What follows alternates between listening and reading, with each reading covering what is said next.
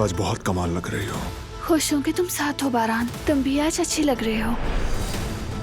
अब छोड़ भी दो नाराजगी। तुम मुझे ये बताओ गुलकाराबे कि हम अपनी शादी का ऐलान आखिर कब करेंगे? पहले तो हम ये प्यादा हटाएंगे बॉस। फराद अपने आप को जितना मर्जी अहम समझे, है तो वो सिर्फ प्यादा, और उसका खेल कब का खत्म हो चुका। मगर मेरे पास अब भी एक वजीर है बॉस।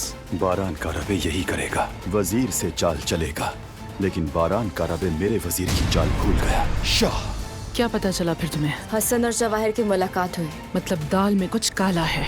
हमें किसी को बीच में लाए बगैर ये काम खुद ही करना होगा। कोई शक मुझ पर आए बगैर निपटा दूंगा मैं। जो जरूरी हो वो करो। अब तो तू गया काम से सईद।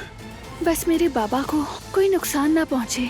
ओहो माशाल्लाह, किस जात किस नस्ल की है, क्या हैसियत है इसकी, हर चीज का हिसाब देना पड़ेगा इसको।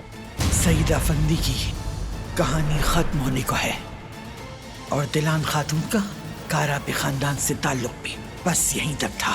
इसका लय पालक होना हमारे लिए एक सरप्राइज था, तो हम भी अपनी बहू को एक सरप्राइज दे ही देते हैं।